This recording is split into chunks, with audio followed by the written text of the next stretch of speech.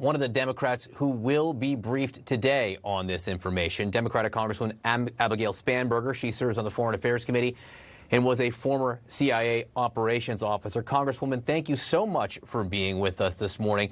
What concerns you most about these reports? And as you head to this briefing, what questions do you have? Well, as a former CIA case officer who worked overseas collecting intelligence that flowed into intelligence reports, I have a lot of questions. I have questions about who knew what and when. I have questions about what our next steps are. What concerns me most about these reports is that the Russian government was putting bounties on the heads of U.S. soldiers, and our government took no action. At the time when the President of the United States was still lobbying for Russia to be included in a G7 summit, knowing that his government was responsible for the potential death of U.S. soldiers in Afghanistan, it's just unthinkable to me. The White House response to this is basically, well, there was conflicting intelligence. Why doesn't that satisfy you? That doesn't satisfy me for a couple reasons.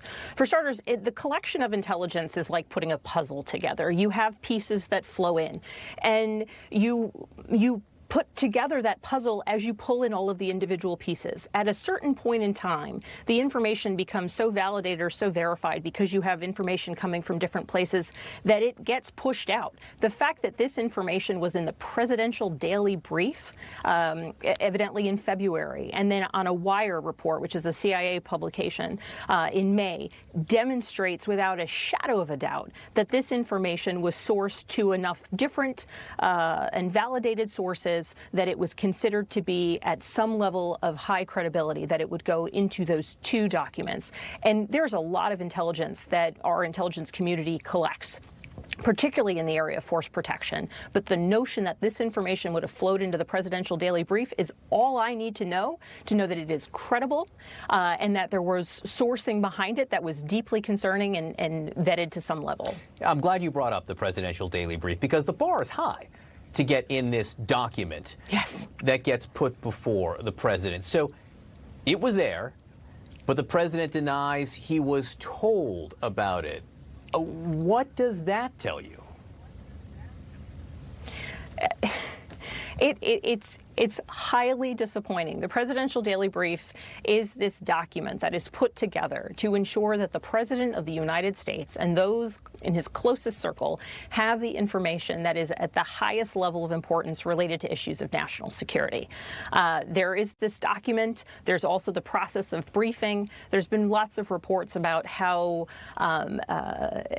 inclined towards his briefing the president is or isn't. But at the end of the day, he's the president of the United States, and there are soldiers and Marines overseas who are risking their lives and potentially have a bounty on their head put there by the Russian government. And the fact that he didn't take the time to read the document is not an excuse for the fact that what comes next. That's my question. What comes next? He maybe didn't know it. He maybe didn't read the brief, but now he knows it. Now everyone knows it. What are we going to do about it? I have to say, I've had the opportunity to speak with you a few times before. I don't remember hearing you sound so dismayed or frustrated.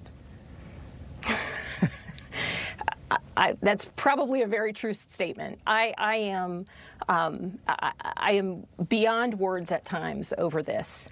The role of the commander-in-chief of our entire intelligence community is to keep our nation, our service members, our infrastructure, our people, our citizens safe. And I represent hundreds of thousands of Virginians, and I represent service members. I represent people whose family members are deployed. And the idea that they now have the added worry, not just that their family member is in the war zone, but they're in the war zone with a bounty on their head, and we're not doing anything about it, the United States. And in fact, we're inviting President Putin to try and pull him in closer with the G7. It's just shameful, and it's so highly disappointing. I want to read you some reporting from Carl Bernstein, legendary reporter who overnight put out information that he has gathered over 4 months from top security officials and their concerns over the president's conversations with world leaders, particularly Vladimir Putin, which is relevant to this discussion. And Carl writes, and let me put my glasses on to read this, he says, in numerous calls with Putin that were described to CNN, Trump left top national security aides and his chief of staff flabbergasted, less because of specific concessions he made than because of his manner, inordinately solicitous of Putin's administration in seemingly seeking his approval. So take Carl's reporting in conjunction with what's going on right now regarding this intelligence, and what questions does that raise for you about the president's attitude towards Vladimir Putin? I mean, we've seen it time and time again. We saw it on the stage in Helsinki. We saw the most powerful man in the world, the President of the United States, take Russia's word over the word of our intelligence community.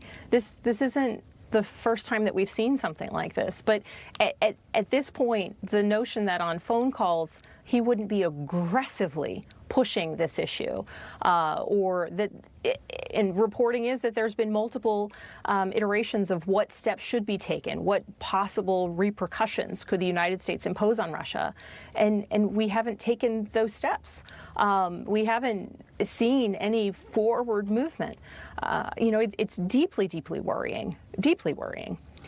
Congresswoman Abigail Spanberger, we appreciate you waking up and talking to us this morning. Thank you so much for your time. Thank you for having me on. All right, breaking